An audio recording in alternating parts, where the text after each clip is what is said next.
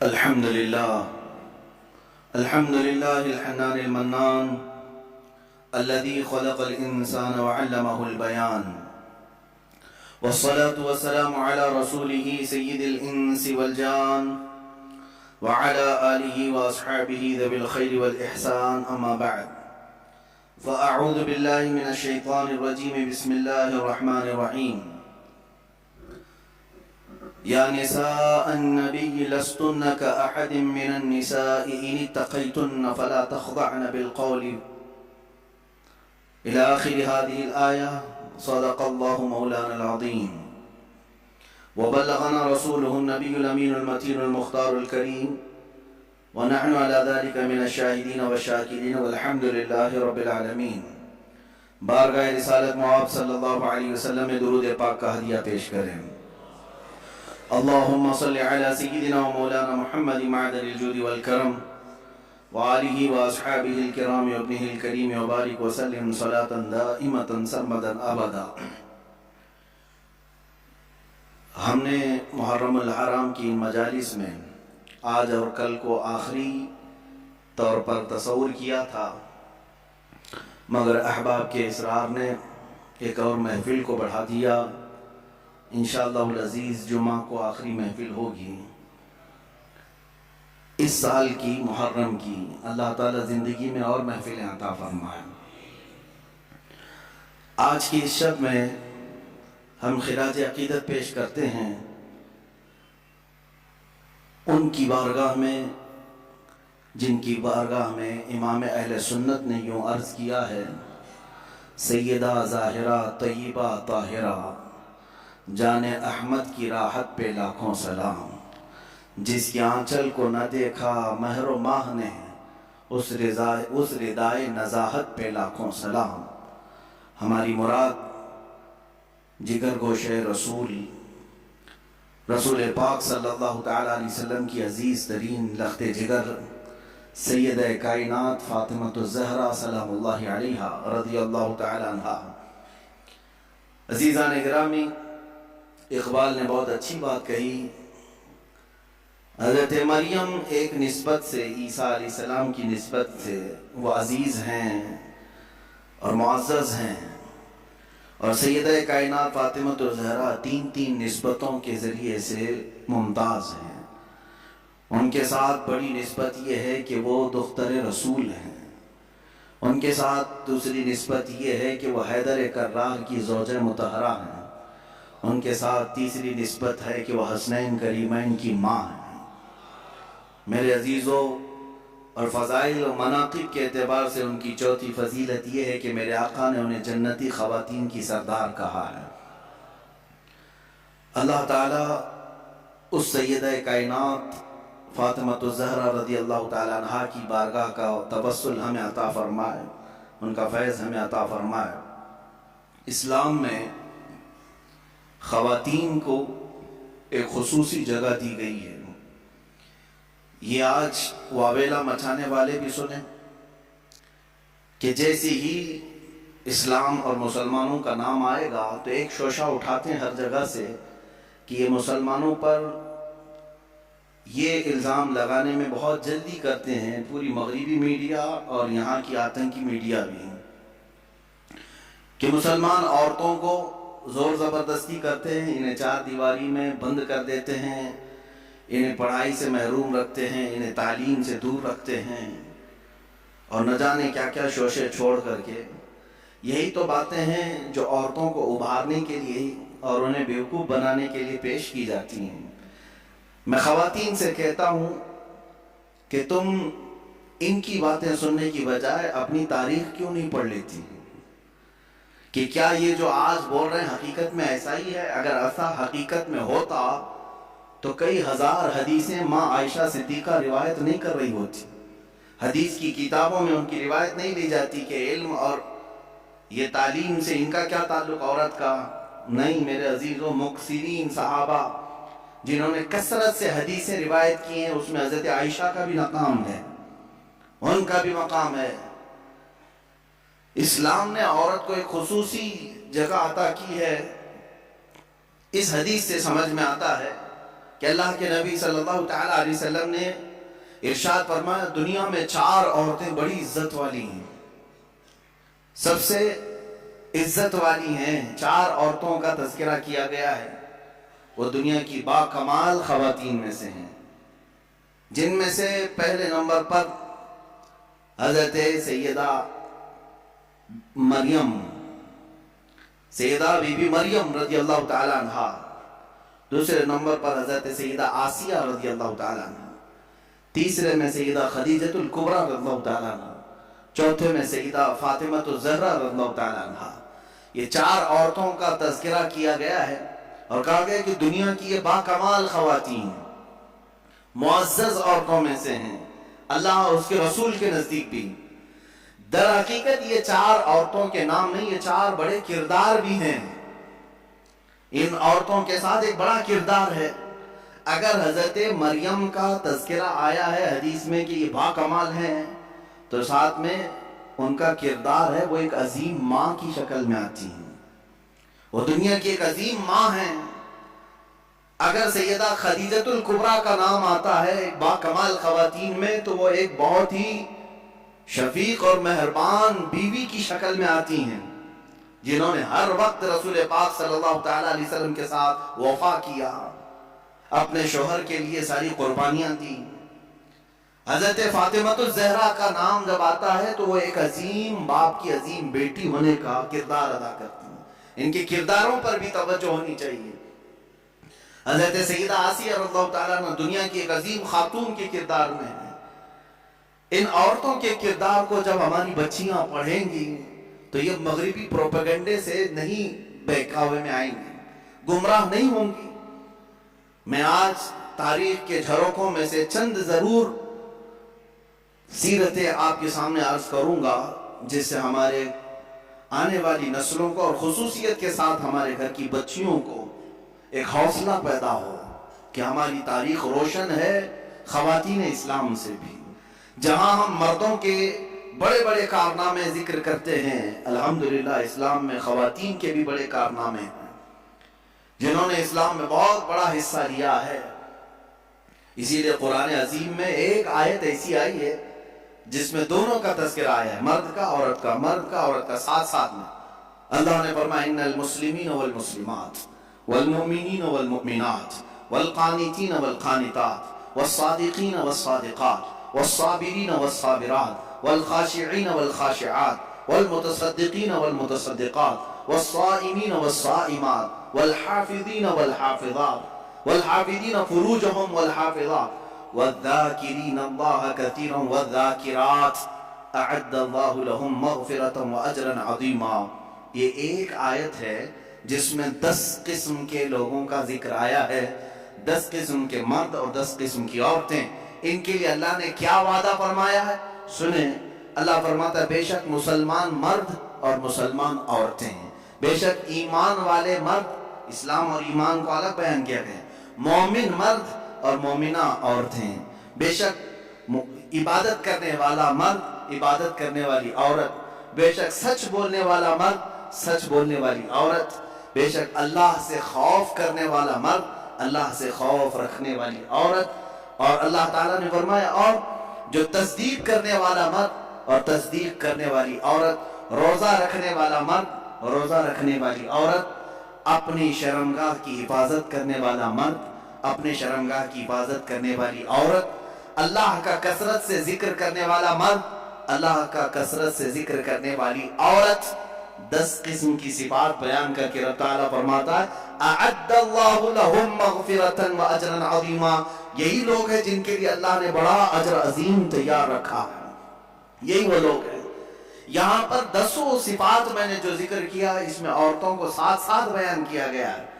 اگر تم مسلمان ہو تو عورتیں بھی مسلمان ہیں، اگر تم مومن ہو تو عورتیں بھی مومن ہیں، اگر تم صادق ہو تو عورتیں بھی صادقہ ہیں، اگر تم صائم و روزے دار ہو تو وہ بھی صائمہ ہیں، روزے دار خواتین بھی ہیں، اگر تم اللہ کا ذکر کرتے ہو تو اللہ کا ذکر کرنے والی عورتیں بھی ہیں۔ میرے عزیزو، اسلام کو عظیم نونہال جو ملے ہیں، یقیناً کسی نہ کسی عورت کے پر گود میں پلے تو ضرور ہوں گے، ان کی ماؤں کا کردار ان کی تربیت میں ضرور ہے، ہم نے تاریخ کے بڑے بڑے بطل جلیل اور اولیاء کاملین مجاہدین کی زندگیوں کو دیکھا ہے جنہوں نے اپنے بچوں کی پرورش کیسے کی ہے۔ سیدنا غوث اعظم عبد القادر جیلانی رضی اللہ تعالیٰ عنہ، ماں کی تربیت ہمیں صاف نظر آتی ہے۔ سیدنا غریب نواز خواجہ معین الدین حسن چشتی رضی اللہ تعالیٰ عنہ، ماں کی تربیت وہاں پہ بھی نظر آتی ہے۔ بایزید بستامی، ان کی بھی ماں کی تربیت نظر آتی ہے۔ امام شافعی رحمۃ اللہ تعالیٰ علیہ، ماں کی تربیت وہاں بھی نظر آتی ہے۔ عزیزان اکرامی، ان نونہالوں کو جو اسلام کے لیے عظیم تحفے کی شکل میں دیا، لاکھوں سلام ان ماؤں کی گودوں پر جنہوں نے ایسے سنہرے ہیرے ہمیں عطا کیے۔ جانتے ہیں آپ امام شافعی رحمۃ اللہ تعالیٰ علیہ پڑھ کر کے جب آئے تھے تو پورا گاؤں استقبال کے لیے باہر گیا تھا۔ پڑھ کر کے جب آئے بڑے مشہور ہو گئے حدیث میں، علم میں، اور جب گاؤں آ رہے تھے تو پورے گاؤں والے ان کے استقبال کے لیے نذرانے دینے لگے، پیسے وغیرہ ساری چیزیں۔ ماں نہیں آئی جس ماں نے ان کو محنت سے پڑھایا تھا۔ امام شافعی رحمۃ اللہ تعالیٰ علیہ اپنے گھر پہنچے تو ماں کو دیکھا گھر میں خاموش بیٹھی ہیں۔ کہا آپ نہیں آئے؟ کہا میں آتی تو کہیں دنیا یہ تانا نہ دے کہ محمد بن ادریس شافعی کی ماں نے دولت کے لیے اسے پڑھایا تھا۔ میں نے ہرگز تمہیں کسی نذرانے کے لیے، لفافے کے لیے نہیں پڑھایا، میں نے صرف اللہ اس کے رسول کی رضا کے لیے پڑھایا ہے۔ جو کچھ لوگوں نے تجھے دیا ہے اس کو گھر کے باہر رکھنا، اور جو کچھ میں نے اللہ کی بارگاہ میں عزم کیا ہے وہ میرا اور تیرا تعلق ہے۔ عزیزان اکرامی، وہ عظیم مائیں ہیں جنہوں نے اپنے بچوں کے لیے قربانیاں دیں اور ایسے نونہال اسلام کو عطا کیے۔ آئے ہم ان تمام مثالی خواتین کا تذکرہ بعد میں کرتے ہیں۔ بارگاہ سیدہ فاطمہ الزہرا رضی اللہ تعالیٰ عنہا میں ہم خراج عقیدہ ضرور پیش کرتے ہیں۔ رسول پاک صلی اللہ تعالیٰ علیہ وسلم کی 4 بیٹیاں ہیں، یہاں پر یہ ذکر کرنا مجھے ضروری ہے۔ حضور پاک صلی اللہ علیہ وسلم کی 4 بیٹیاں ہیں اور 3 بیٹے ہیں۔ یہ تمام مسلمانوں کو ازبر کرا دو کہ حضور کی اولاد کتنی ہے؟ 7 ہیں، 3 بیٹے اور 4 بیٹیاں۔ بیٹوں کی وفات بچپن میں ہی ہو گئی، کوئی 6 مہینے سے زیادہ نہیں رہے اس دنیا میں، اور بیٹیاں سب بڑی ہوئیں۔ سب سے بڑی صاحبزادی آپ کی سیدہ زینب رضی اللہ تعالیٰ عنہ، ان کے بعد حضرت رقیہ رضی اللہ تعالیٰ عنہ، ان کے بعد حضرت ام کلثوم رضی اللہ تعالیٰ عنہ، چوتھے نمبر پر سب سے آخری بیٹی حضور کی وہ سیدہ فاطمہ الزہرا رضی اللہ تعالیٰ عنہ۔ 4 بیٹیاں ہیں، اور 4 بیٹیوں کا تذکرہ ضروری ہے اہل سنت و جماعت کے موقف کے مطابق، اس لیے کہ اب بہت سارے لوگ حضور کی بیٹیوں کا بھی انکار کرنے لگ گئے۔ ہاں، باضابطہ ممبروں سے اعلان کیا جا رہا ہے کہ حضور کی اور کوئی بیٹی نہیں تھی، صرف حضرت فاطمہ تھی۔ کیوں؟ میں آپ کو بتاؤں، دوسری بیٹیوں کو اگر مان لیا نا انہوں نے کہ رقیہ بھی تھی، کلثوم بھی تھی، تو پھر حضرت عثمان غنی کو بھی ماننا پڑے گا، کیونکہ حضور صلی اللہ علیہ وسلم کے وہ بھی داماد ہیں، اور ان کو حضرت عثمان غنی ایک آنکھ نہیں بھاتے۔ یہ حضرت عثمان کا بغض ہے، ان کے اندر عداوت ہے، جس کی وجہ سے حضور کی بیٹیوں کا انکار کر دیا۔ حضور پاک صلی اللہ تعالیٰ علیہ وسلم کی بڑی صاحبزادی، میرے عزیزو، یہ تمام مکاتب فکر کی کتابوں میں بھی موجود ہے، حضور کی 4 بیٹیاں ہیں۔ ہاں، کوئی ایرا غیرہ ابھی نکل کر کے اگر انکار کرے تو اس کے منہ پر اسی کی کتابیں میں مار سکتا ہوں، اس کی اکابرین کی کتابوں کے حوالے بھی میں دے سکتا ہوں۔ بہرحال ہمارے ہاں کوئی اختلاف نہیں رہا۔ ہاں، ان بیٹیوں کے تذکرے زیادہ اس لیے نہیں ہوئے کہ وہ مدینہ طیبہ ہجرت کے بعد جلد ہی وفات پا گئیں، اور سیدہ زینب رضی اللہ تعالیٰ عنہا سے بھی اولاد ہوئی، جیسے کہ حدیث میں بخاری میں بھی ہے، حضور صلی اللہ تعالیٰ علیہ وسلم ان کی بیٹی کو بھی اپنی گود میں لیتے تھے، وہ بھی نواسی تھی، امامہ نام تھا، حضرت زینب کی بیٹی۔ ان کا نکاح حضرت ابو العاص سے کیا گیا جو بعد میں اسلام لائے، اور حضرت رقیہ اور حضرت ام کلثوم مشہور ہیں، یہ حضرت عثمان غنی کے نکاح میں آئیں۔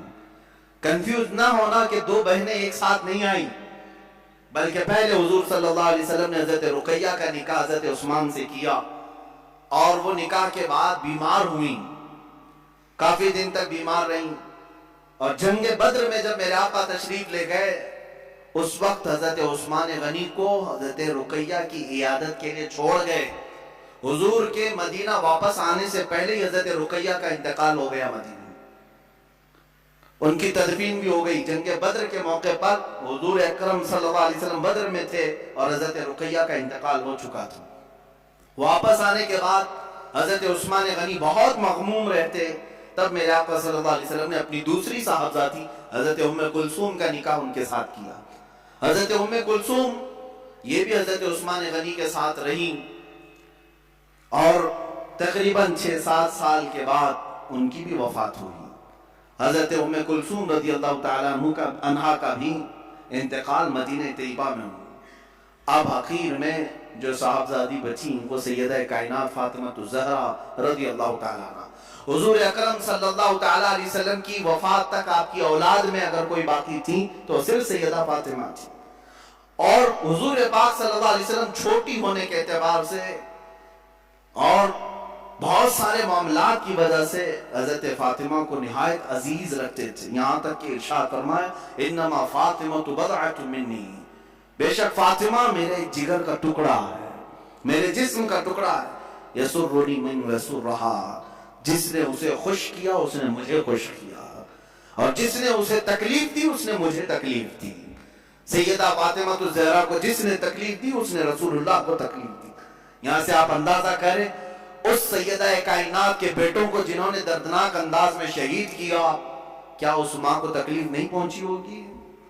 سیدنا امام حسین کو اور حضرت امام حسن کو جنہوں نے شہید کیا ہے، وہ ایسے لوگ ہیں جن پر اللہ اس کے رسول کی ہمیشہ کے لیے لعنت ہے اور دردناک عذاب ہے، کیونکہ انہوں نے حضرت فاطمہ کو ایذا دی اور ان کے والد رسول اللہ کو ایذا دی۔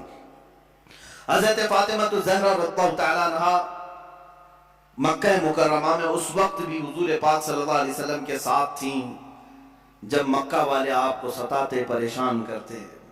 آپ کی عمر چھوٹی ضرور تھی، لیکن جب حرم کعبہ میں حضور پاک نماز کے لیے جاتے، کفار مکہ اونٹ کی گندی اوجھڑی لا کر ڈال دیا کرتے۔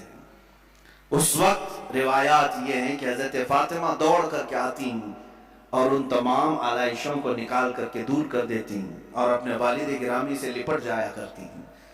حضور پاک صلی اللہ تعالیٰ علیہ وسلم کے شانہ بشانہ کھڑے ہونے والی ہر معاملے میں اور ہر چیز میں حضور اکرم صلی اللہ تعالیٰ علیہ وسلم کا ساتھ دینے والی حضرت فاطمہ ہیں۔ پوری زندگی بھر انہوں نے اپنی کوئی خواہش نہیں ظاہر کی کہ مجھے ایسا چاہیے مجھے ویسا چاہیے۔ لاڈلی بیٹیاں کیا نہیں مانگتی اپنے باپ سے، لیکن میرے آقا صلی اللہ تعالیٰ علیہ وسلم سید الانبیاء ہیں اور کائنات کے آقا و مولا ہیں، اپنی بیٹی سے نہایت محبت کرنے والے۔ اگر وہ بیٹی مانگ لے تو کیا رسول نہیں لا کر دے سکتے؟ لیکن سیدہ کائنات نے زندگی بھر کوئی ایسا سوال نہیں کیا۔ میرے آقا صلی اللہ تعالیٰ علیہ وسلم نے جو دیا اس کو لے لیا، بلکہ جب رسول پاک صلی اللہ تعالیٰ علیہ وسلم کو مکہ والے ستا رہے تھے، پریشان کر رہے تھے، جانتے ہیں جب آپ کا بائیکاٹ کیا گیا تھا، سوشل بائیکاٹ کیا گیا تھا مکہ میں، جب وہ بہت ہی چھوٹی سی تھی، حضرت فاطمہ بہت چھوٹی تھی، میرے آقا صلی اللہ علیہ وسلم نے 2.5 سال سے 3 سال کے درمیان پتے کھائے، چمڑوں کو پانی میں گلا کر کے کھایا۔ اس وقت بھی حضرت فاطمہ الزہرا نہایت ہی صابرہ تھی، کہیں ایسا نہیں کہ بڑی بڑی چیزوں کا سوال کریں۔ بچیوں کو اسی لیے ہم بار بار کہتے ہیں کہ حضرت فاطمہ کو کیوں نہیں پڑھتی؟ تمہاری بیجا خواہشیں کبھی تمہارے شوہروں کو گمراہ کرتی ہیں، کبھی تمہارے باپ کو حرام کمائی پر لے جاتی ہیں، تمہاری ناجائز خواہشیں، آج کی بچیوں کی بات میں کر رہا ہوں، تمہارے بھائیوں کو لوٹ مار کرنے پر مجبور کرتی ہیں، یا تو پھر تمہارے شوہروں کو غلط راستے پر جانے پہ مجبور کر دیتی ہیں۔ تمہاری خواہشات ہی تو ہیں بہت سارے مرد جس کی وجہ سے پریشان رہتے ہیں، کمائی نہیں ہے اور مانگ زیادہ ہے، پیسے اتنے آتے نہیں ہیں لیکن بیوی طلب زیادہ کرتی ہے، بیٹیاں مانگتی بہت ہیں۔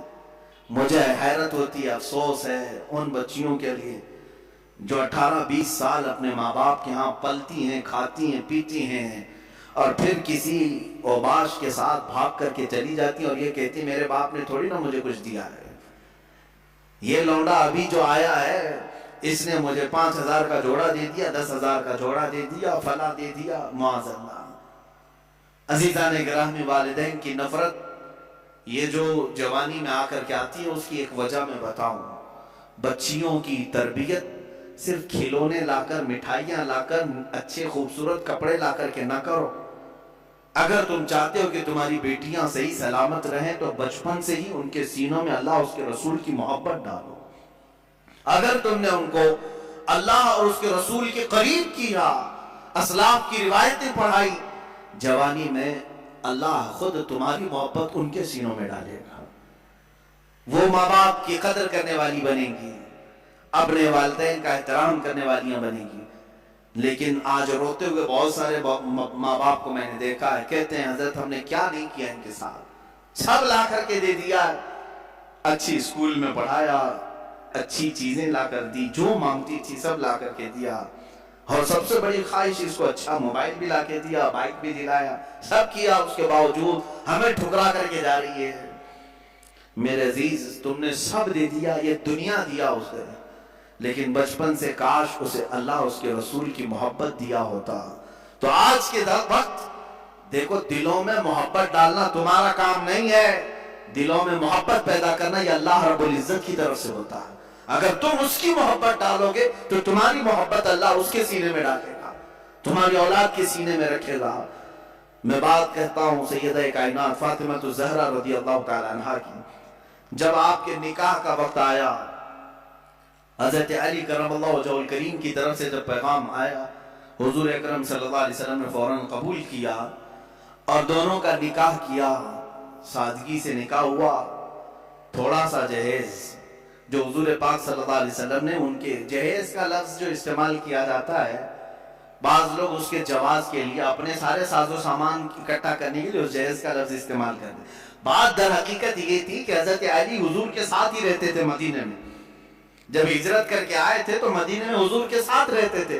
جب شادی ہوئی تو گھر الگ کرنا پڑا، تو جب نیا گھر لیا گیا تو حضور نے کچھ سامان دلایا، یہی جہیز ہے۔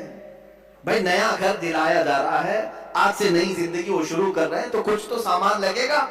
میرے آقا صلی اللہ تعالیٰ علیہ وسلم نے وہ گھر میں برتنے کے جو سامان حضرت فاطمہ کو دلا ہے، اسی کو جہیز کا نام دے کر کے یہاں کروڑوں وصول کرنے لگ گئے ہیں۔ ہاں، یہاں تو چار چار لوگ ایک ہی گھر میں رہتے پھر بھی جہیز لا رہے ہیں، بڑا بھائی بھی لایا، منجلا بھائی بھی لایا، تیسرا بھی لایا، اب تجوریاں رکھنے کی جگہ بھی نہیں ہے پھر بھی لایا۔ وہ نیا گھر بنایا گیا تھا حضرت علی کا، تو انہیں حضرت فاطمہ کے ساتھ رہنے کے لیے جو سامان دیا گیا میرے آقا صلی اللہ علیہ وسلم کے طرف سے۔ اور یہ بھی میں آپ کو بتاؤں کہ یہ جو سامان دیا گیا تھا، روایات میں ملتا ہے کہ حضرت علی نے جو مہر کی رقم دی تھی اسی رقم سے دلایا تھا۔ میرے آقا صلی اللہ تعالیٰ علیہ وسلم نے، حضرت علی رضی اللہ تعالیٰ عنہ نے جو مہر ادا کیا، اتنا مہر کوئی نہیں دینا چاہتا آج۔ مہر نظر نہیں آتا لیکن جہیز نظر آتا ہے۔ حضرت فاطمہ کا جہیز لوگوں کو معلوم ہے، حضرت علی کا مہر نہیں معلوم۔ 10,000 سے زیادہ ہو جائے تو جماعت میں جھگڑے چلتے ہیں، مہر اتنا زیادہ کیوں رکھا، اور جوڑا 25,000 کا عورت کی طرف سے ضرور چاہیے۔ تم 10,000 کا مہر اپنی اس عورت کو نہیں دینا چاہتے جس کے ساتھ پوری زندگی بتانے والے ہو، وہ اپنا پورا جسم تمہارے حوالے کر رہی ہے، 10,000 کا مہر نہیں دینا چاہتے۔ 786 روپے کو رکھو مولانا، بس اتنا ہی کافی ہے۔ 786 روپے میں پوری اس کی 50 سال زندگی خرید رہے ہو، پتہ نہیں کتنی زندگی، 50 ہے، 25 ہے، 40 ہے، جو بھی ہے۔ میرے عزیزو، مہر جو ہے اس کا شرعی حق ہے جو اس کی پوری زندگی کے لیے تم دے رہے ہو۔ یہ نہیں کہ خالی ایک رات کا یہ معاوضہ ہے یا ایک شادی کے دن کا کوئی نذرانہ ہے، پوری زندگی کا اس کا حق ہے۔ آپ انصاف تو کر کے دیکھو، آپ اس سے وصول کتنا رہے اور اسے دے کیا رہے۔ ہاں، شادی کے وقت جو تمہارے لیے اس کا باپ خرچہ کرتا ہے وہ پتہ نہیں کتنے لاکھوں میں چلا گیا۔ بہرحال میں اس عنوان پر نہیں جاتا۔ سیدہ کائنات فاطمہ الزہرا رضی اللہ تعالیٰ عنہ کی ایک بات مجھے یاد آتی ہے۔ حضور پاک صلی اللہ تعالیٰ علیہ وسلم ان کے پاس تشریف لائے، کہا فاطمہ تمہارا نکاح علی کے ساتھ کر رہا ہوں، منظور ہے؟ حضرت فاطمہ نے کہا بابا جان آپ جو فرمائیں منظور ہے۔ حضرت علی مہر کتنا دیں گے؟ حضور پاک صلی اللہ علیہ وسلم نے فرمایا 400 مسقال چاندی دیں گے۔ 400 مسقال چاندی وہی زمانے کا حساب کیلکولیشن الگ ہوتا ہے. آپ کسی بھی دارالفتہ سے سوال کر کے پوچھ سکتے ہیں کہ اس وقت کیلکولیشن میں کتنا بیٹھتا ہے, اگر کسی کو شوق ہے تو. حضرت فاطمہ کا یہ مہر طے پایا, مہر مقرر بھی ہو گیا. بعض روایات میں یہ ملتا ہے کہ حضرت فاطمہ نے کہا اے اللہ کے نبی صلی اللہ علیہ وسلم, یہ نکاح کس کی جانب سے ہو رہا ہے؟ حضور نے فرمایا اللہ کی طرف سے. اللہ تعالیٰ نے پسند فرمایا کہ تمہارا نکاح علی کے ساتھ ہو. تو حضرت فاطمہ کہتی ہیں تو پھر میرا مہر بھی اسی شان کے مطابق ہونا چاہیے. 400 مسکال چاندی. کہا میرا مہر بھی اس شان کے مطابق رکھیں جو اللہ تعالیٰ نکاح کر رہا ہے. حضور پاک صلی اللہ علیہ وسلم نے پوچھا فاطمہ تم کیا پسند کرتی ہو مہر میں, تم کیا لینا چاہتی ہو مہر میں؟ حضرت فاطمہ نے کیا کہا, اللہ اکبر, قربان جاؤ مسلمان.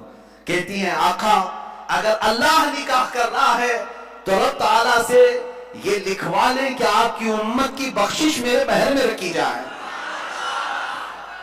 اللہ اکبر, آپ کی امت کی مغفرت اور بخشش میرے مہر میں رکھی جائے. خواہشیں ہوں تو ایسی ہوں, تمنائیں ہوں تو ایسی ہوں. رسول پاک صلی اللہ تعالیٰ علیہ وسلم کی بارگاہ میں اگر کوئی عزیز بننا چاہتا تو صرف ان کی امت کی بات کرتا, حضور خوش ہو جاتے تھے. میرے عزیزو آج بھی یہی حال ہے کہ اگر تم امت کا خیال کرو گے تو میرے آقا خوش ہو جاتے ہیں. اگر تم حضور کی امت کے بارے میں بات کرو گے حضور پاک بے انتہا تمہیں نوازنے لگتے ہیں. حضرت جبرائیل امین نے بھی یہ محسوس کیا. جانتے ہیں حضرت جبرائیل حضور صلی اللہ تعالیٰ علیہ وسلم سے قربت چاہتے تھے تو حضور پاک صلی اللہ تعالیٰ علیہ وسلم سے انہوں نے کیا کہا جانتے ہیں؟ اے اللہ کے نبی صلی اللہ علیہ وسلم, میں چاہتا ہوں میں اپنی طرف سے آپ کی بارگاہ میں کوئی چیز پیش کروں جس سے آپ خوش ہو جائیں. اب حضور کس چیز سے خوش ہوتے ہیں؟ مکہ والوں کی تکلیفیں الگ ہیں, تبلیغ اسلام میں آنے والی تکلیفیں الگ ہیں, سب چیزیں ہیں. لیکن حضرت جبرائیل نے یہ سب نہیں کہا کہ ان دشمنوں کو میں اپنے پر سے ہلاک کر دوں گا یا تبلیغ اسلام میں چلنے والوں کے لیے راہ ہموار کر دوں گا, بلکہ جبرائیل امین نے یہ پیش کیا کہ آقا قیامت کے دن جب آپ کی امت پل صراط سے گزر رہی ہوگی میں اپنے پر بچھا دوں گا. پل سے اتارو راہ گزر کو خبر نہ ہو, جبریل پر بچھائیں پر کو خبر نہ ہو. عزیزان گرامی, حضور پاک صلی اللہ علیہ وسلم کی بارگاہ میں جیسے ہی انہوں نے التجا پیش کی میرے آقا خوش ہو گئے. حضور اکرم صلی اللہ تعالیٰ علیہ وسلم کی احادیث سے یہ بھی ملتا ہے جس نے یہ دعا کی اللہم اغفر امت محمد صلی اللہ علیہ وسلم مغفرتا عامہ, اللہم ارحم امت محمد صلی اللہ علیہ وسلم رحمتا عامہ.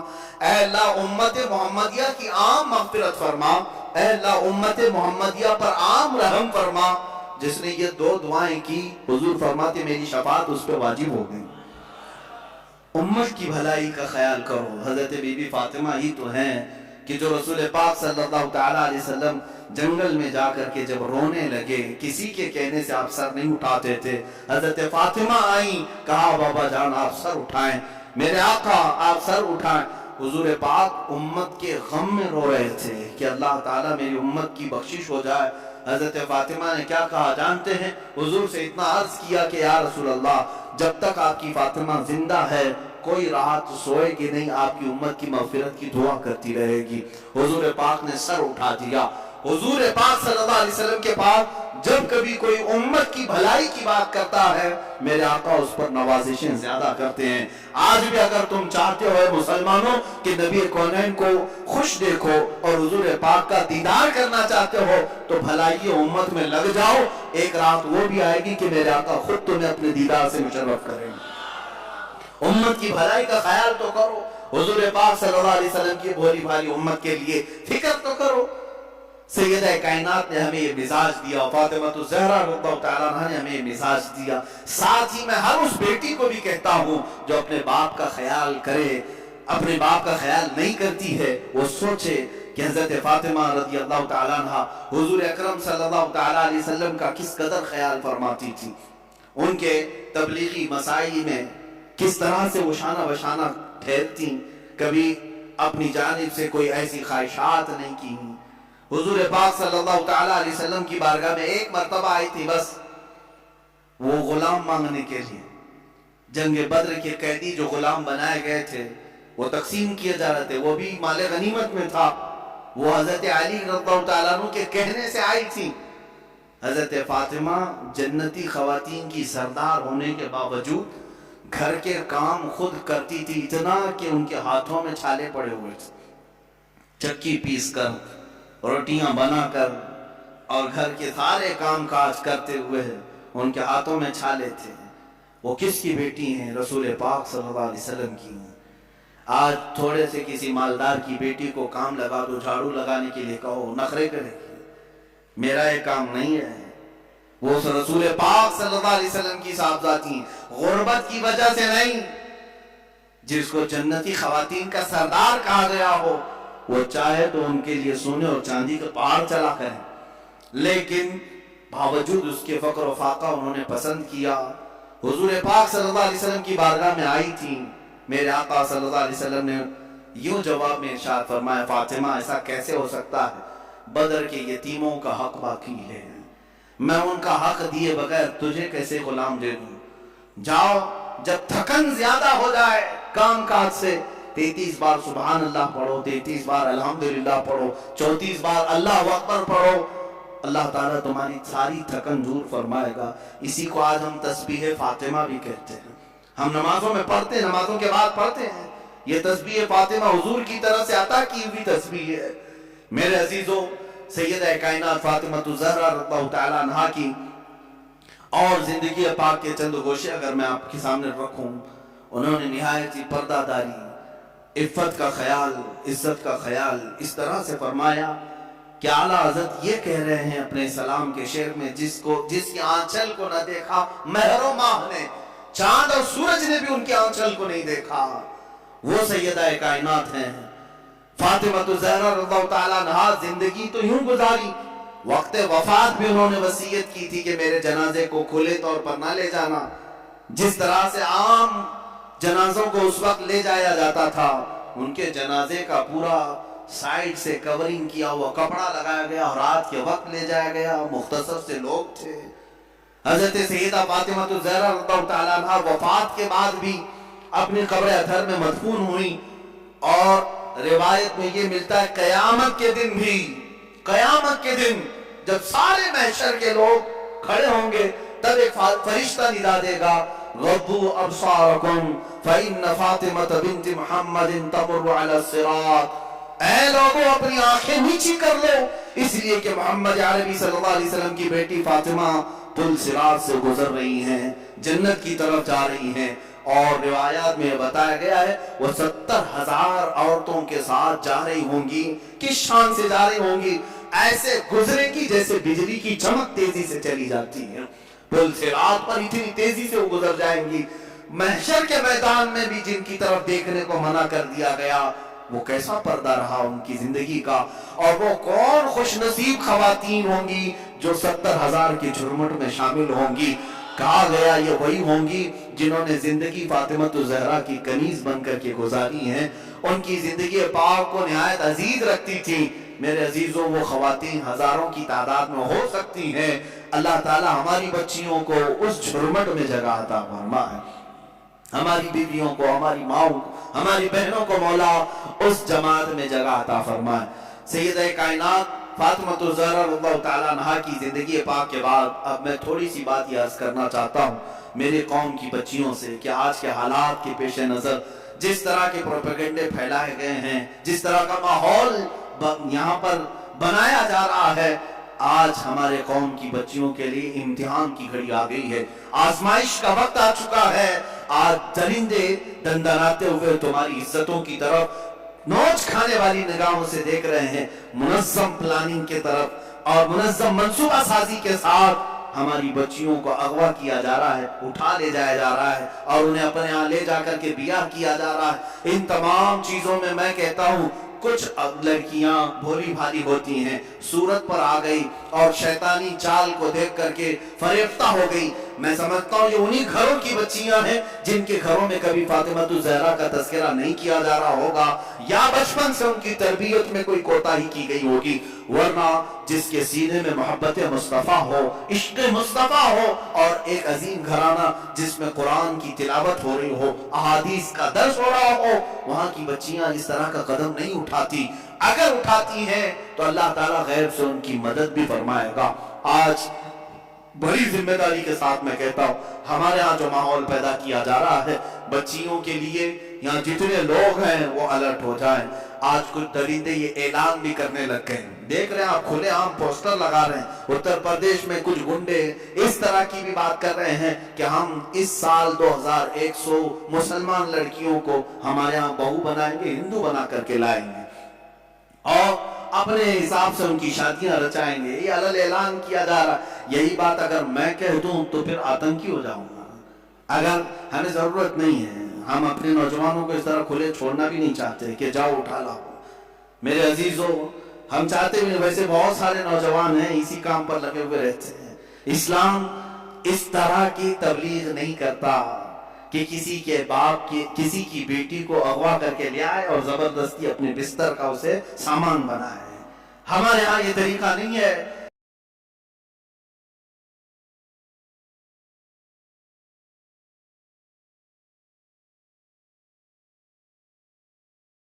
ارے یہاں نکاح بھی ہوتا ہے تو پہلے قاضی عورت سے ہی پوچھ کے آتا ہے تو راضی ہے یا نہیں۔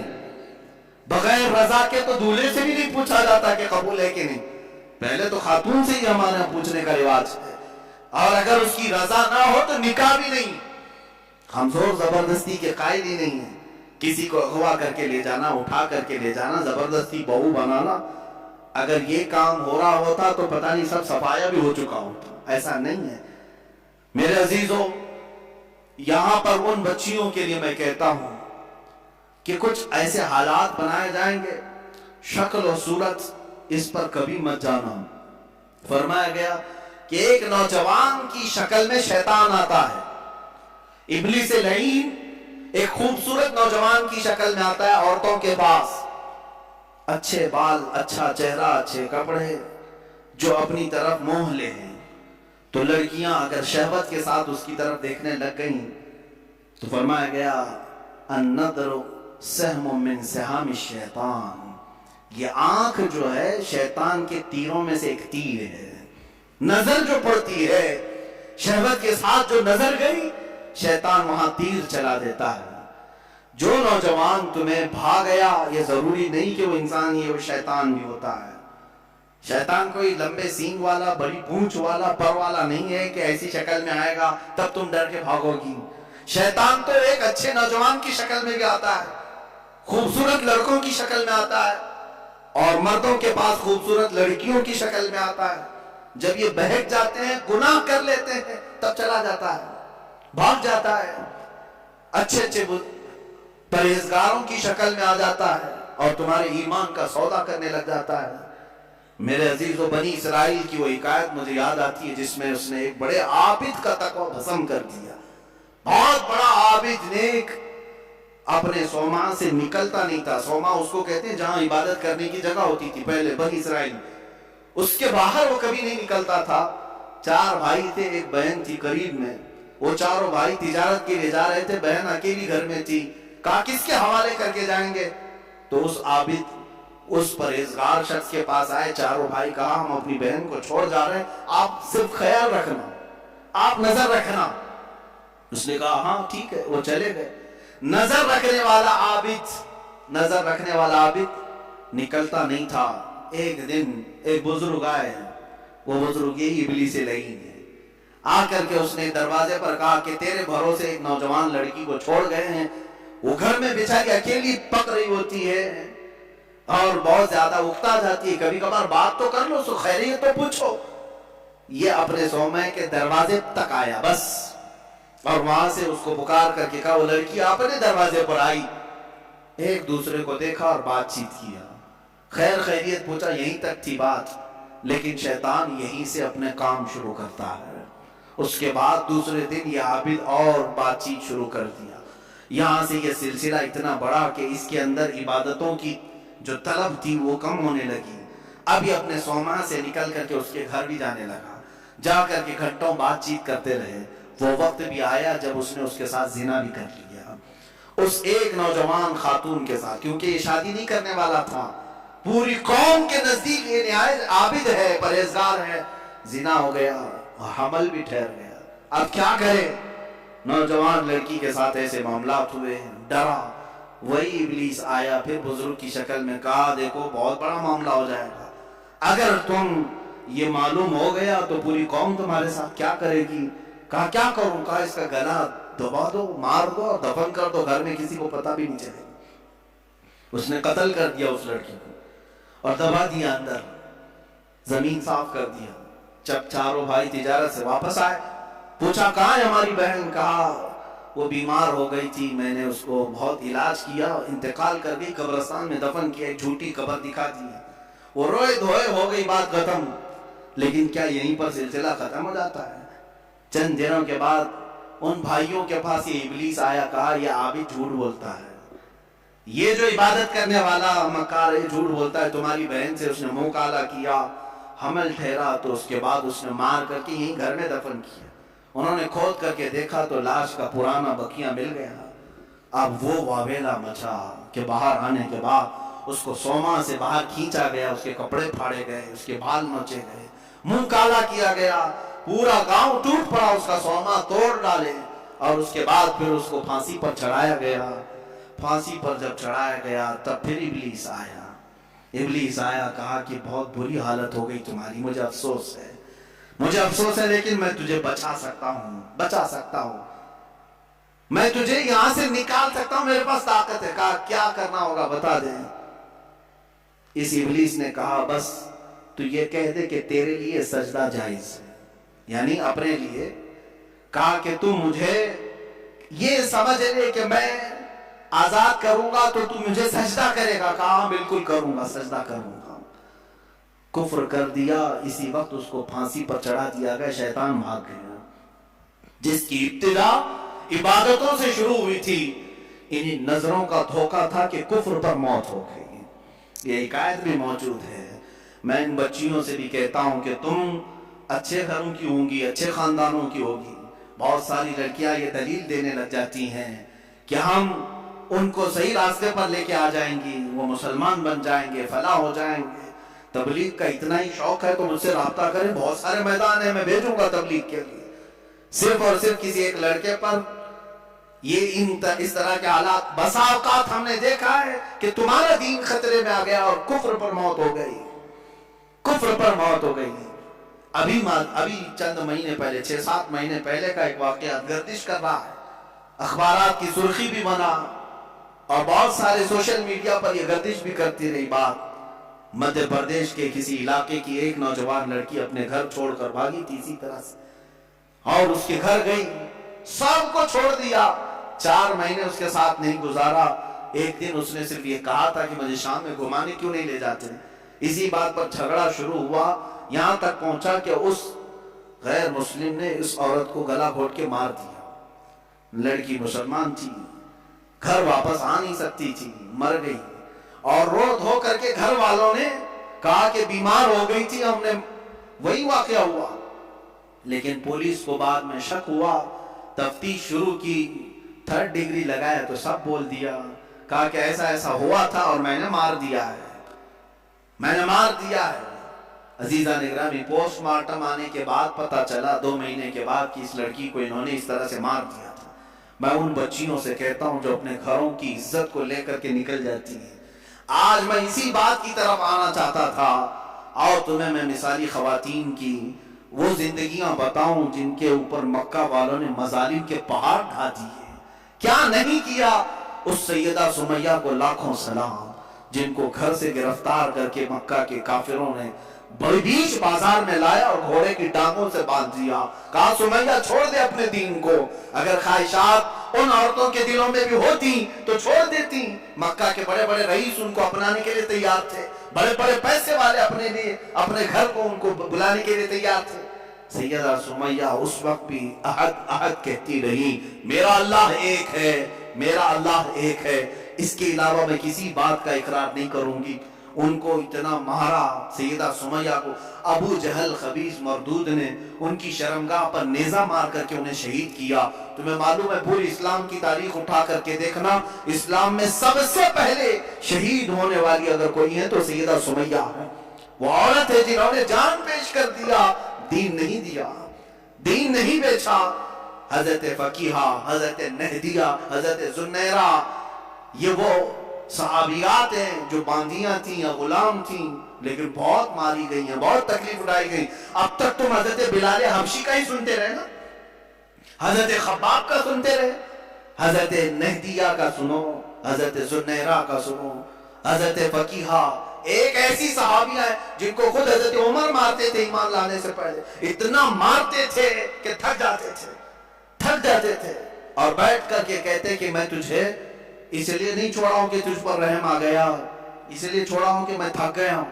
حضرت فقیہہ اس وقت بھی کہتی عمر اگر تو ایمان نہیں لائے گا تو پھر تجھے ہر مار کے بدلے اللہ کی بارگاہ میں جواب دینا پڑے گا، اور اگر تو ایمان لے آتا ہے تو یہ مجھ پر جتنے مار مارا ہے سب معاف ہو جائیں گے۔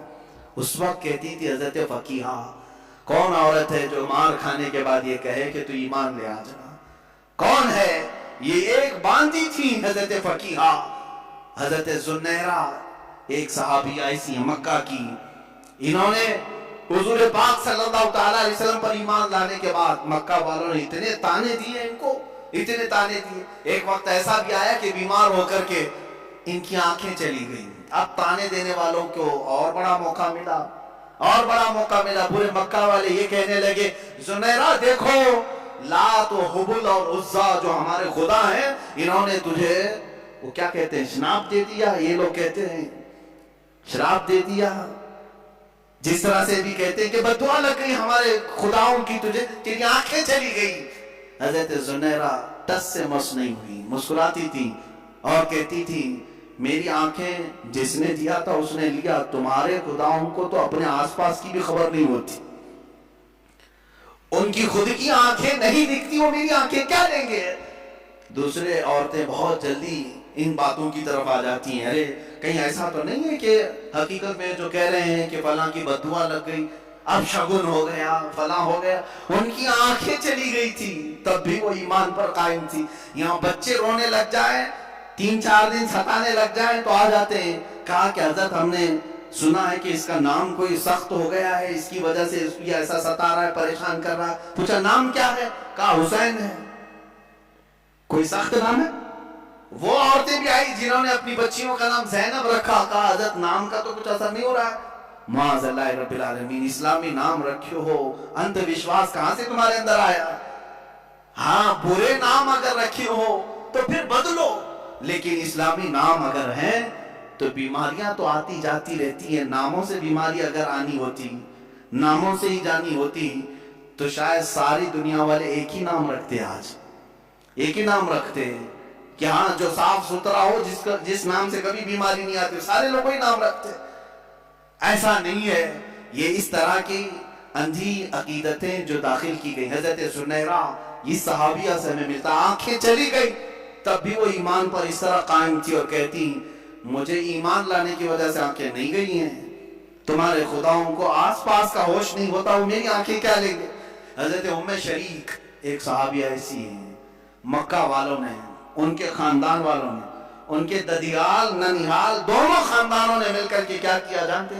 حضرت ام شریک کو کڑی دھوپ میں کھڑا کیا، ایسی دھوپ میں کہ جو ریتیلی زمین ہے کھلی میدان میں ان کو کھڑا کرتے، اور اگر وہ آگے بڑھتی تو کوڑے سے مارتے، اسی میدان میں کھڑا کرتے۔ کتنی دیر؟ گھنٹہ 2 گھنٹہ نہیں، 3 دن تک کھڑا رکھا۔ بھوک اور پیاس کی شدت کی وجہ سے ان کی آنکھیں باہر آنے لگ گئی تھی۔ حضرت ام شریک یہ بھی صحابیاں ہیں، اس کڑی دھوپ میں، آج مکہ کی دھوپ جانتے ہیں آپ 50 ڈگری کے اوپر جاتی ہے، 50 ڈگری کے اوپر، شاید آپ 35-40 ڈگری میں ہی پریشان ہو جاتے ہیں، 50 ڈگری سے اوپر کی دھوپ برداشت کرتی ہوئی گرم ریت پہ کھڑی رہی 3 دن تک۔ 3 دن کے بعد وہ کہنے لگے کہ تو اپنے خدا کو چھوڑ دے، چھوڑ دے۔ حالت ایسی ہو گئی تھی کہ کانوں میں آواز تک نہیں آ رہی تھی، میں نے روایت پڑھا، آنکھیں بھیگ گئی. حضرت ام شریک پوچھنے لگی کیا کہہ رہے ہیں؟ تو انہوں نے اشارہ کر کے کہا ایک کو جو تو مانتی ختم کر دے. کان سنائی نہیں دے رہے، آنکھیں باہر آ چکی ہیں، جسم تپ رہا ہے، پیروں میں چھالے پڑ گئے. تب وہ پکار کر کے کہتی اللہ احد اللہ احد، اللہ ایک ہی ہے ایک ہی ہے. کوڑے مار مار کر کے ان کو زخمی کر دیا تھا حضرت ام شریک رضی اللہ تعالیٰ عنہ کو. اور جانتے یہی وہ صحابیہ ہیں. حضرت ام سلیم، کتنی صحابیات کی میں بات تمہارے سامنے رکھوں. حضرت ام سلیم ایک وہ صحابیہ ہیں حضور پاک صلی اللہ علیہ وسلم جن کے گھر آرام کرنے کے لیے جاتے تھے، جو حضور پاک صلی اللہ علیہ وسلم دھوپ کے یا گرمی سے پسینے ہوتے تو وہ قطرے جمع کر کے رکھتی تھی. یہ حضرت انس کی ماں ہے جنہوں نے حضور کے پسینے کو جمع کر رکھا خوشبو کے لیے. اور روایات یہ بتاتی ہیں ان کی 7 پشتوں تک وہ خوشبو آتی تھی. وہ ام سلیم جب ان سے نکاح کے لیے ابو طلحہ نے پیغام بھیجا، وہ ایمان لائے ہوئے نہیں تھے، ایمان لائے ہوئے نہیں تھی. آج کے حالات کے مطابق میں عرض کر رہا ہوں، ام سلیم کیا کہتی ہیں؟ ابو طلحہ کو بہت پسند کرتی تھی، خوبصورت تھے ابو طلحہ، بہت ہی کڑیل جوان بھی، اور ام سلیم ان کو پسند کرتی تھی. نکاح ہو جائے، سامنے سے ابو طلحہ آئے، ام سلیم نکاح کر لیتے ہم. ام سلیم نے کہا میری پسند اپنی جگہ پر، تم خوبصورت ہو اپنی جگہ پر، تم کڑیل جوان ہو اپنی جگہ پر، مگر میرا ایمان میرے ساتھ ہے. کیا ایسا ہو سکتا ہے کہ میں اللہ کو ایک مانتی ہوں، محمد صلی اللہ علیہ وسلم کو اللہ کا رسول مانتی ہوں، میرا تمہارے سے نکاح کیسے ہو سکتا ہے؟ اگر تم ایمان نہیں لائے تو ہماری زندگی میں کبھی ملاپ نہیں ہو سکتا.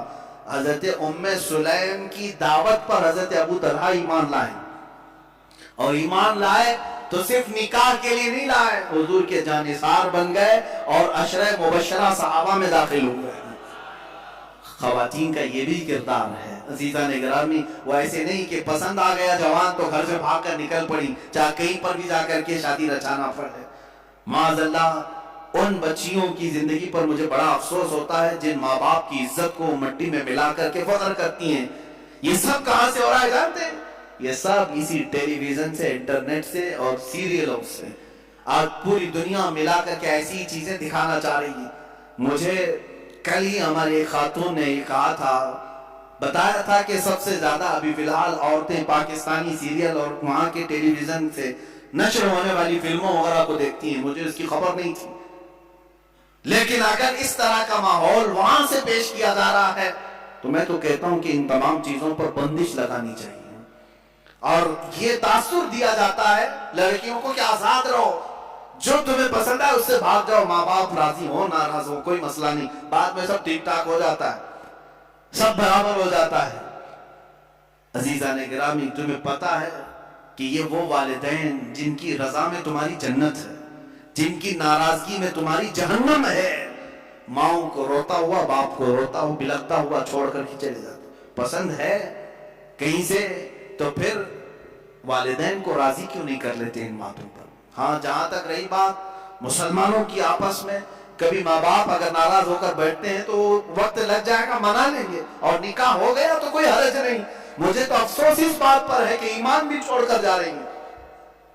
گھر چھوڑا تو چھوڑا، اور اگر کوئی جوان ایسا تھا جو اسلام کی طرف تجھے لے جاتا یا تجھے وہ اسلام میں ہی رکھتا تو الگ بات تھی. یہاں تو باضابطہ ان سانپوں کے گھروں میں جا رہی ہیں جو پورے اسلام کو ڈسنے کے لیے بیٹھے ہوئے. آج جو میرے نبی کی شان میں گندی گالیاں دے رہے ہیں ان کے گھروں میں جانے کے لیے بچیاں بیٹھی ہوئی ہیں. اور اگر کوئی لڑکیاں اس طرح جاتی ہیں تو میں کوئی خوف اس بات کا نہیں کر رہا ہوں کہ تمہارے جانے سے اسلام گھٹ جائے گا، ہرگز نہیں. اسلام کی جڑیں تحت الثری سے نیچے ہیں، اس کی شاخیں اوج ثریا کے اوپر ہیں. پوری دنیا مل کر کے ہلائے تو اسلام کا کچھ بال بیکا نہیں ہوگا. تم اپنا جہنم خریدنے جا رہی ہو، میرے اس دین کو کچھ نقصان نہیں ہوگا. 4 لڑکیاں چلی جائیں تو کیا اسلام میں ختم ہو جائے گا؟ یہ اس سمندر کا نام ہے جس سے چلو بھر پانی نکلنے سے سمندر کا کچھ بگڑتا نہیں، کچھ نہیں بگڑتا. ہاں، یہ جو جتنے بھی ڈھونگی ہیں، جتنے بھی پاکھنڈی ہیں، جتنے بھی سنگھی ہیں، جس طرح کے اعلانات علل اعلان کر کے ہمارا دل جلانے کی کوشش کرتے ہیں کہ ہم ان کو ان کے مذہب سے دور کریں گے اور اپنے گھر کی بہو بنا کر کے لائیں گے. باضابطہ اس پر تنظیمیں بن رہی ہیں, سنگٹن بن رہی ہیں, اور اس پر نہ پولیس کچھ کرنا چاہتی ہے نہ حکومت کچھ کرنا چاہتی ہے, کیونکہ ان کے 1000 گناہ بھی ان کے نزدیک معاف ہیں. ہاں اگر وہ دھرم پریورتن کریں تو یہ اصل کی طرف آنے کی بات ہوگی, اور اگر ہم تبلیغ کریں تو آتنکوادی ہو جائیں گے. ہمارے لیے دہشت گردی کا لفظ انہوں نے بنا کر کے رکھا ہوا. اے مسلمانوں, اب صفائی دینا اور ڈیفنس کرنا چھوڑ دیں کہ ہم ایسے نہیں ویسے نہیں. یہ کون ہوتے ہیں ان کو صفائی دینے والے ہیں؟ نہ یہ ہمیں سزا دینے والے نہ جزا دینے والے. اسلام اپنی حقانیت پر کل بھی زندہ تھا, آج بھی اور ہمیشہ رہے گا, اور اللہ رب العزت سے ہمارا تعلق ہے, وہ ہمیں سزا و جزا دینے والا ہے. اب یہاں پر بات یہ دگلی پالیسی کی, ہیپوکریسی جس کو کہتے ہیں, منافقت جس کو کہتے ہیں, وہ ہماری حکومتیں کرتی ہیں. کیا ایسی سنگٹنوں کو نہیں کہا جاتا کہ تم یہ نفرت پھیلا رہے ہو, زہر پھیلا رہے ہو؟ اور اگر اس طرح کی حرکتیں کرتے ہو کہ باضابطہ مسلمان بچیوں کو اٹھا کر کے لے جانا, اس پر ان کو لاکھوں کا انعام دینا کہ تم اٹھا کر کے لے آؤ, کسی کے گھر سے بچی کو 2 لاکھ 2.5 لاکھ 5 لاکھ انعام دیں گے, تف ہے, لعنت ہے ایسی چیز پر کہ تم لڑکیوں کے ذریعے سے اپنے مذہب کو بڑھانا چاہتے ہو. ہم اپنی گردنوں سے اسلام کو فروغ دینا چاہتے ہیں. ہاں, یہ نیچ طریقے سے نہیں, کسی اس طرح کے ہلکے طریقے سے نہیں جو یہودی کرتے رہے, عیسائی کرتے رہے, اپنی بیٹیاں سجا سجا کر کے دیتے رہے, یا دوسروں کی لڑکیوں کے ذریعے سے گھستے رہے.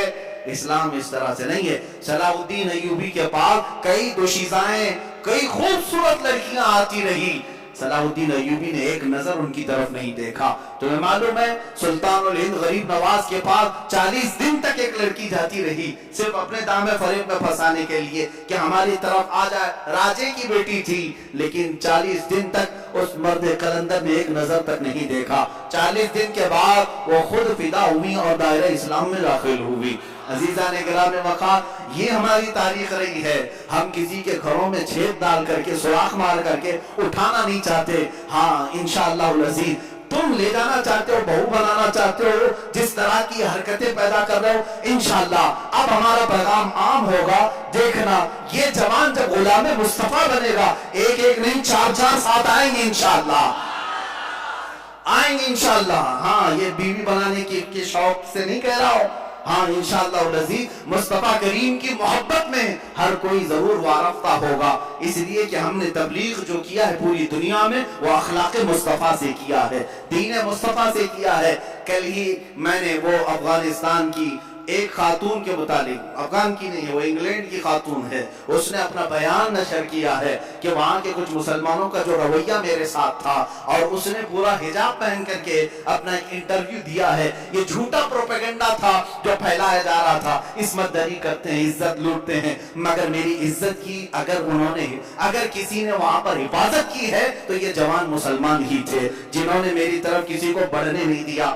آج سے 8 سال پہلے قریب امریکہ کی ایک رپورٹر نے بھی یہ کہا تھا, ایک وقت تھا جب نیٹو افواج میرے اوپر حملہ کر رہی تھی, وہ درندے جو برسوں سے اپنے گھروں سے باہر ہیں, وہ لوگ مجھے تنہا پا کر کے, ایک اخباری نمائندہ رپورٹر تھی, کہہ رہے ہیں کہ وہ مجھ پر حملہ کر کے بیٹھے تھے, لے جانے والے تھے, لیکن 2 چند نوجوان ایسے آئے کہ مجھے چھڑا لیا. شام کا وقت تھا, لیکن میں نے ان کے چہرے دیکھے, یہ جوان ہے, مسلمان ہے, اور ڈر گئی. ہمارے فوجی تو لے جاتے, ایک رات کے بعد چھوڑ دیتے, یہ تو آتنکوادی, یہ دہشت گرد ہیں, ٹیررسٹ ہیں, پتہ نہیں میرے ساتھ کیا کیا کریں گے. لیکن وہ خاتون کہتی ہے رات کا وقت ہوا, کمرے میں ایک جگہ انہوں نے مجھے رکھ دیا تھا. رات کے وقت تھوڑا سا دروازہ کھلا اور کھانے کا برتن میرے اندر آیا, میں نے کھانا کھایا. میرے کپڑے کچھ جگہ سے پھٹے ہوئے تھے, جھاڑیاں الگ کر کے. وہ کہتی ہے کہ رات کے وقت ایک جوڑا کپڑا بھی آیا, دوسرے دن ناشتہ بھی آیا, کھانا بھی آیا. 2 دن کے بعد ہمارے ملک کی ایمبیسی کے افراد آئے اور دروازہ کھول کر کے مجھے لے گئے. اور اس کے بعد وہاں ایمبیسی میں جانے کے بعد اس خاتون سے ایمبیسی کے افراد نے کہا, یہ جو 2 نوجوان ہیں جو تجھے کھانا دے رہے ہیں, جو تجھے کپڑے دیے ہیں, انہوں نے آ کر کے ہمیں اطلاع دی کہ تجھے تیرے ملک تک حفاظت سے پہنچایا جائے. وہی ہمیں یہاں تک کا پتہ دیے ہیں. وہ خاتون واپس جا کر کے پورا آرٹیکل لکھتی ہے اور کہتی ہے دنیا نے جو بتایا وہ اور مسلمان ہے, آنکھوں نے جو دیکھا وہ اور مسلمان ہے. नौजवानों, आज भी तुम अखलाक मुस्तफ़ा से लोगों को कायल कर सकते हो, उनको अपना गर्विदा बना सकते हो। सिद्दीक़ अकबर के ज़माने में वो यहूदी औरत जिसने खत लिख करके अमीरुल मोमिनीन से कहा था, मैं मदीने में रहना नहीं चाहती, मैं यमन जाना चाहती हूँ, मेरे घर वाले रिश्तेदार सब वहाँ हैं। खलीफा अव्वल सिद्दीक़ अकबर ने 2 जवानों को उस औरत के साथ कर दिया, ले जाओ इसे यमन तक छोड़ आओ। उसको ऊँटनी पर बिठाया, वो 2 जवान लेकर के निकलते थे। वो खातून कहती है, जगह जगह चौकियां आती थी, चेकिंग पॉइंट आते थे, लोग पूछते थे कहां से आ रहे हो, कहां जा रहे हो। ये 2 जवान जवाब देते, खलीफा इस्लाम सिद्दीक़ अकबर की मेहमान है, मुल्क यमन जा रही है। तो फौरन चौकी खोल दी जाती, कोई ऊंट के ऊपर नजर तक नहीं उठाता था। पूरे यमन पहुंच गई। वो कहती है खातून यहूदी औरत कि पूरे सफर साथ रहने वाले 2 जवानों ने सर उठाकर मेरी तरफ देखा नहीं। पहुंची वहां पर तो अपने पूरे खानदान वालों को बुलाया और सब रिश्तेदारों को जमा करके कहती है, ऐ मेरे अजीजों, तुम्हारी वजह से मैं मदीना छोड़ करके आई, अब तुम सब के सब गवाह हो जाओ, मैं इस्लाम लाती हूँ, मदीना वापस जाती हूँ।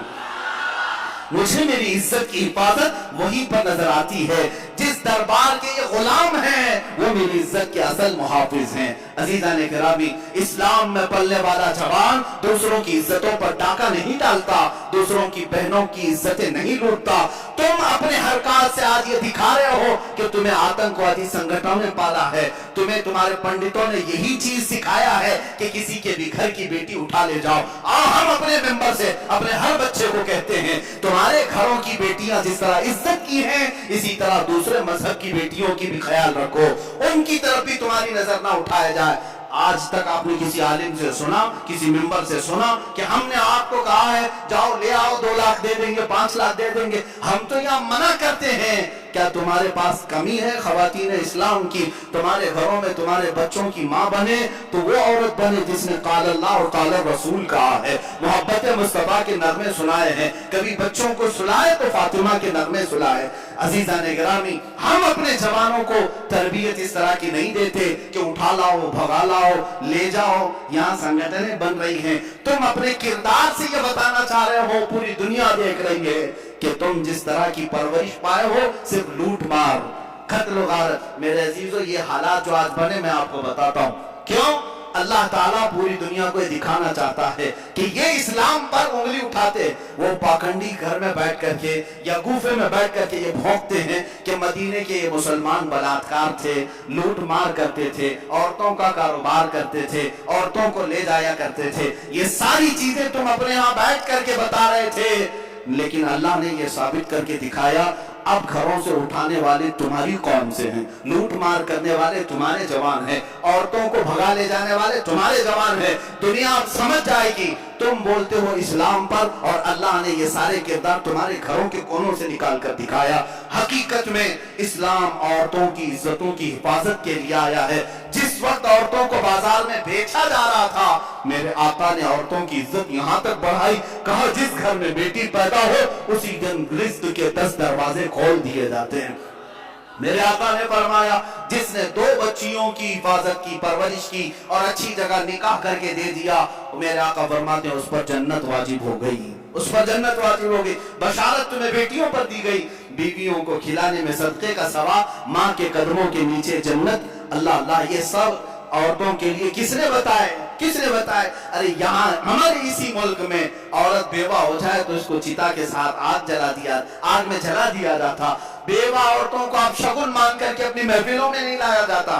आज तक ये रिवायात मौजूद हैं। आज तक ऐसी विधवाओं के बहुत सारे ऐसे इलाके बने हुए हैं जहाँ औरतों को छोड़ दिया जाता है। मेरे अजीजों, दुनिया में वो वाहिद शख्सियत है मेरे आका की जात जिसने एक औरत हजरत आयशा कुंवारी, उसके अलावा जितने निकाह किए सब बेवाओं से किए, ये बताने के लिए कि बेवा घर से निकाली जाने वाली औरत नहीं, बल्कि घर में हो तो उसके जरिए से अल्लाह दुआएं कबूल करता है। औरतों को इज्जत बख्शा है, औरतों को इज्जत बख्शा है। मैं अपनी बच्चियों को आज ये बातें इसलिए सुना रहा हूं कि तुम्हारी तारीख अंधेरे में नहीं है, तुम्हारी तारीख सियाह नहीं है, रोशन है। इस्लाम में अजीम खवातीन मौजूद हैं, किरदार के भी, अमल के भी। अब मैं आपको वो भी बातें बताऊं जिन्होंने इस्लाम में ये मशक्कतें तो उठाई, लेकिन जंगों में भी वो शरीक रही। हजरत उम्मे अमारा रज़ी अल्लाह ताला अन्हा जंगे खंदक में हिस्सा लेती हैं, जंगे उहद में हिस्सा लेती हैं। یہاں تک کہ ان کے متعلق 7 غزوات میں حضور کے ساتھ گئی. کئی صحابیاں، آپ پوچھیں کہ عورتوں پر کیا جہاد؟ نہیں تھا، لیکن کس لیے جاتی تھی؟ 700 فوجی، 1000 فوجی اسلام کے ہیں، سب کا کھانا تنہا بنا کر کے کھلاتی تھی. حضرت ام سلیت ایک صحابیہ ہے، حضرت عمر فاروق کے پاس ایک چادر آئی تو وہ تقسیم کرنے کی چادر تھی. لوگوں نے کہا آپ اپنی بیوی اور اپنی بیٹی کو دے دیں. حضرت عمر نے کہا نا، یہ ام سلیت کو میں دوں گا چادر. کہا کیوں؟ کہا وہ جنگ خندق میں اور کئی غزوات میں مشق بھر بھر کر کے مجاہدین کو پانی پلایا کرتی تھی. ایسی صحابیاں حضرت اسماء بنت عمیس رضی اللہ تعالیٰ عنہ جنگ یرموک میں، جنگ قادسیہ میں، جنہوں نے جھوپڑیوں کی چوب اٹھا کر، لکڑیاں اٹھا کر کے رومیوں پر ایسا حملہ آور ہوئی تھی کہ وہ جنگ جو فتح ہوئی ان خواتین کی وجہ سے ہوئی. حضرت صفیہ مدینہ طیبہ کی حفاظت پر تنہا ایسی بہادری کا کردار ادا کر رہی.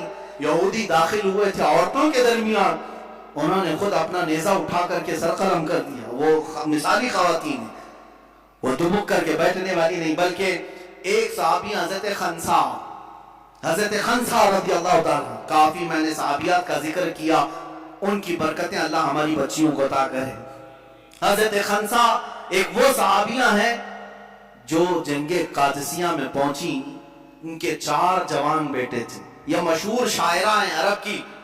یہ ایمان لانے سے پہلے جب شعر و شاعری کرتی تھی، مرثیہ پڑھنے کا ایک طریقہ تھا عرب میں. جب کوئی مر جاتا تو اس کے تعریفیں کر کر کے لوگوں کو رلاتے تھے. مرثیہ کر اس کو کہتے ہیں. تو یہ مرثیہ پڑھنے میں مشہور تھی خنسا. ان کے بھائی اور اس کے رشتہ دار انتقال کیے تھے زمانے جاہلیت میں. تو مشہور ہے حضرت خنسا نے 2 سال تک عرب والوں کو رلایا اشعار میں. ایسے ایسے اشعار لکھتی تھی کہ لوگ رونے لگ جاتے تھے. اور ایمان لائی، 4 بیٹوں کو لے کر کے حضرت عمر فاروق کے زمانے میں جنگ قادسیہ میں پہنچ گئی. رات کے وقت اپنے پرانے اشعار پڑھنے لگی، لیکن اب بدل گئے تھے اشعار. اپنے بیٹوں کو کہتی تھی تمہاری ماں نے کبھی بدکاری نہیں کی، تمہارے باپ نے کبھی خیانت نہیں کی. اے جوانوں، اگر تم دین مصطفیٰ کے کام آ گئے تو خنسا کا سر بلند ہوگا. وہ رات بھر اشعار پڑھتی نہیں. صبح جب اٹھے جنگ شروع ہوئی. وہ بڑی گھمسان کی جنگ تھی. شام سے پہلے پہلے لوگوں نے آ کر کے بتایا حضرت خنسا کو کہ تمہارے 4 بیٹے شہید ہو گئے. 1 نہیں، 2 نہیں، 3، 4. اور سب میں یہ خبر پھیل گئی کہ اب حضرت خنسا کیسے کیسے اشعار بیان کرے گی. بھائی کے مرنے پر 2 سال عرب کو رلایا تھا، 4 بیٹے مرے، اب کیا کہے گی. سب آ کر کے جب پوچھتے ہیں کہ خنسا 4 بیٹوں کی لاش پر تم کیا مرثیہ پڑھو گی، سب کو جمع کرتی ہیں اور کہتی ہیں میرے غم پر اور مرثیہ پر اشعار سننا چاہتے ہو سنو. ہر بیٹے پر میں کہتی ہوں انا للہ و انا الیہ راجعون. اب اسلام میں آ چکی، ایمان لائی. بے شک ہم اللہ کے لیے اور اللہ ہی کی طرف لوٹنے والے ہیں. 4 بچے جوان دے کر کے بھی وہ جو ثابت قدم رہی. عزیزان گرامی، ان خواتین پر لاکھوں سلام، ان کی تربتوں پر کروڑوں سلام. آج اپنے قوم کی بچیوں کو جاتے جاتے یہ درس ضرور دوں گا کہ تم ٹی وی سیریل اور اس طرح کی بھیانک جرائم کی کتابیں پڑھ کر کے اپنے کردار کو آگے نہ بڑھاؤ، اپنی زندگی کو آگے نہ بڑھاؤ. تم اگر کچھ دیکھ کر کے آگے بڑھنا چاہتی ہو تو سیدہ کائنات کی سیرت کو اٹھاؤ، سیدہ خدیجۃ الکبریٰ کی سیرت اٹھاؤ. انٹرنیٹ تمہارے ہاتھ میں بھی ہے، موبائل تمہارے ہاتھ میں بھی ہے. کبھی یہ سرچ کر کے کیوں نہیں دیکھتی اسلام میں خواتین کا کیا کردار ہے، اسلام میں عورتوں کی کیا قربانیاں ہیں. یہ بھی تو ذرا پڑھو. تمہارے جذبے جوان ہوں گے، اور تمہارے جذبے جس وقت جوان ہوں گے یقیناً تمہاری گودوں سے بھی حسین و حسن کے غلام پیدا ہوں گے. عورتوں کے ذریعے سے انقلاب آ سکتا ہے. اور ہم نے دیکھا ہے عورتیں جب بیدار ہوتی ہیں تو حکومت کی چوبیں ہلا دیتی ہیں. ہاں، ان عورتوں پر لعنت جو اپنے گھروں سے نکل کر کے بازاروں اور سڑکوں میں آ کر کے بینر لے کر کھڑی ہو گئی. ہمارے پڑوسی ملک میں ہمارا جسم ہماری مرضی، ہمارا جسم ہماری مرضی، یہ بینر لے کر کے گھوم رہی ہیں. تو لعنت ہے. تم صرف اپنا کردار نہیں بتا رہی، بلکہ جس گھروں سے یہ آئی ہیں عورتیں ان کے ماں باپ پر بھی دنیا لعنت کرے گی. کیسی بچیاں تم نے جنم دی. تم اسلام پر ہو، ایمان پر ہو، اور اس طرح کا بینر اٹھائی کیسے. میں یہ کہنا چاہتا ہوں الحمدللہ ہندوستان کی مسلمان خواتین اب بھی اس سے محفوظ ہیں. اب تک ہمارے آزاد اس طرح کا ماحول ہونے کے باوجود بھی ابھی ہماری خواتین اس طرح سے نہیں نکلی، اللہ کبھی نہ نکالے۔ لیکن بچیوں کے لیے جو جال بچھائے جا رہے ہیں، جو منصوبے بنائے جا رہے ہیں، اس سے میں الرٹ کرنا چاہتا ہوں۔ اے نوجوان بچیوں، اپنے خوابوں کو حضور پاک صلی اللہ علیہ وسلم کی محبت میں سپرد کر دو کہ بہت سارے ٹیلی ویژن پر جو دکھائے جاتے ہیں وہ حقیقت نہیں ہوتی، یہ جادوگری ہے، یہ شعبدہ بازی ہے، وہ حقیقت نہیں ہوتا۔ ان سب چیزوں کو دیکھ کر کے تم ریئل لائف میں کرنے مت جانا، یہ حقیقت نہیں ہے، یہ پردے سیمی پر دکھا کر کے تمہارے گمراہ کر کے تمہاری لائف کو بیکار کرنے کے آلے ہیں۔ بس دنیا لہو و لعب ہے، آخرت تمہارا ہمیشہ کا گھر ہے۔ یہ چند سال تم عیش سے رہ سکتی ہو، لیکن ایک وقت وہ بھی آئے گا جب بارگاہ خداوندی میں تمہیں کھڑا کیا جائے گا۔ اس حدیث کو سنو، میرے آقا نے جو فرمایا، وہ عورت جو کسی اجنبی مرد کا ہاتھ پکڑ کر جاتی ہے، قبر میں پہنچتے ہی اللہ اس پر 99 سانپ مسلط کرتا ہے، جو قیامت تک اس کی ناک کو ڈستے رہتے ہیں۔ ان عورتوں کے متعلق یہ حکم ہے۔ اور قیامت کے دن حدیث پاک میں یہ بھی ملا کہ وہ جہنم میں نے ان عورتوں کو دیکھا جن کی کھال اتاری جا رہی ہے اور ان کو پستانوں کے ذریعے سے باندھا گیا ہے، اور بہت سخت ترین عذابات دیکھے گئے۔ کیوں؟ یہ وہ عورتیں ہیں جو اپنے سطر کی حفاظت نہیں کرتی تھی، جو اپنے سطر کی حفاظت نہیں کرتی تھی۔ بچیوں کے لیے حیا بہت بڑی قیمتی چیز ہے۔ اگر تم حیا کے ساتھ رہی تو دنیا میں بھی عزت ہے، آخرت میں بھی عزت ہے۔ جس دن تمہارا حیا کا پردہ نکل گیا، برکت گھر سے نکل جائے گی۔ اور حیا کا پردہ ہے تو میں جوانوں سے کہتا ہوں، اگر کسی کی ماں پردے والی ہے تو تم کیا کرو جانتے ہو؟ جاؤ اپنی ماں کے اسی آنچل کو پکڑ کر کے اللہ سے بھیک مانگو، دیکھو اللہ کتنی جلدی دعا قبول کرتا ہے۔ دلی کی سرزمین پر ایک بزرگ نے اپنی ماں کا آنچل پکڑ کر کے بارش مانگی تھی، چند منٹوں میں پورے آسمان پر گرجدار بارش شروع ہو گئی۔ انہوں نے کہا میری ماں وہ ہے جس نے کبھی بے پردگی نہیں کی، اور میرا یقین ہے کہ اس کے پردے میں اللہ اتنی تاثیر عطا کیا ہے کہ دعا کروں گا تو اللہ قبول فرمائے گا۔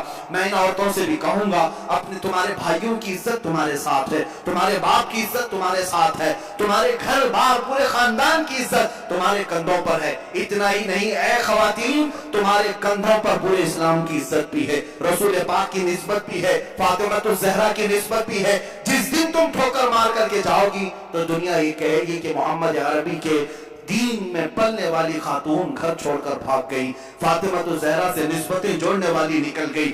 تم ان کی عزتوں کا خیال کرو، ان قریب اللہ تمہارے لیے کشادگی عطا کرے گا اور جنت کے دروازے تمہارے انتظار میں۔ مولا ہم سب کو نیک و صالح زندگی عطا فرمائے، ہمارے گھروں کی بچیوں کو سیدہ کائنات فاطمہ الزہرا کا کردار عطا فرمائے، ان کے جھرمٹ میں جگہ عطا فرمائے۔ وآخر دعوانا الحمدللہ رب